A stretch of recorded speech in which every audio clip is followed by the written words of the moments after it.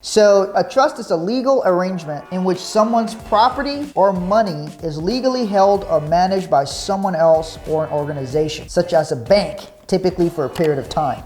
So here's an example of that. We have a minor son, right? A minor cannot inherit money. Nobody's gonna give a minor $20 million, okay? If Chelsea and I in a car accident or whatever, we're in a plane crash, car accident, both of us pass away. All right, nobody's gonna go and give our son a $20 million check. So what happens? What actually happens with the money? What happens with the business? What happens with the assets? All of that. That would go into the trust. And then we have people that we named as our trustees. They are responsible to carry out our wishes in our trust. So for example, we say, okay, at 18, our son will get some money.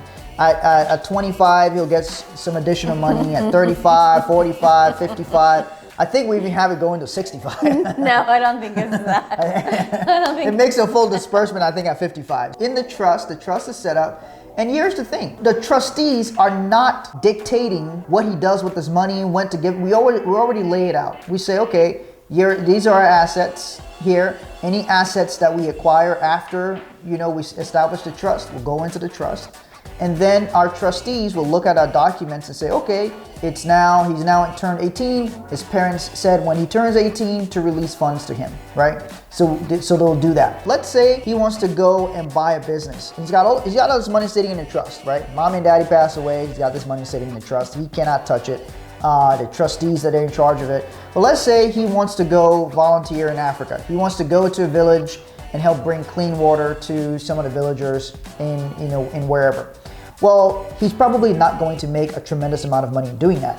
So he can actually petition the trust to say, hey, I want to go do this charity work, and the trust can release funds to him so that he can actually have a quality standard of living while he goes and does this charity work. So what have I done? I've incentivized him to go and do good things, right?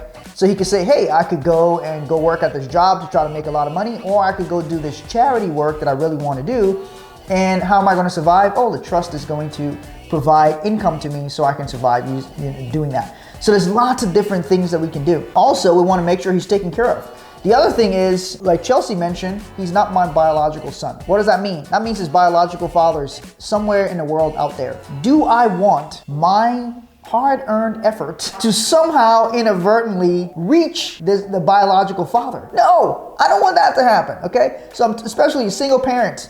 Very, very key. If you want to leave money to your kids through life insurance, you got a bank account, you got a retirement account, and you got minor kids, well, guess who has the legal right to your minor kids should you pass away? That other parent. They have the legal right. You can say, oh, I want my kid to go live with my grandmother. Well, guess what? If that parent petitions for the kid to go live with them because they know you left money, the court is going to side with them as long if they're not like an abusive parent or a drug user or incapable.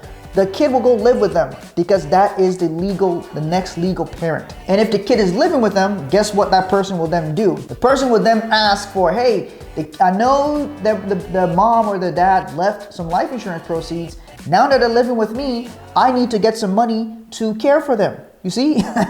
So then inadvertently, this money finds its way back to that other, your ex, your baby mama, baby daddy, whoever, finds its way back to them, or ex-husband, or whoever it is, because the kid's legally living with them, and they're like, hey, the kid does need some money to live. So now it finds its way back to that person, which you didn't intend to happen in the first place.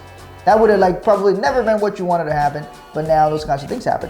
So I make sure that we have our assets we have a trust, we have all these different things in place because we're trying to ensure that kind of stuff never happens. Also, if you make your minor kids the beneficiary of your life insurance and you don't have a trust, same thing. The parent can petition to get that money. To get some of the money to take care of the kid because the kid's living with me. Here's the money that was being left. It'll go through the court process. Look, if there's money involved, people go through all kinds of things to get access to it.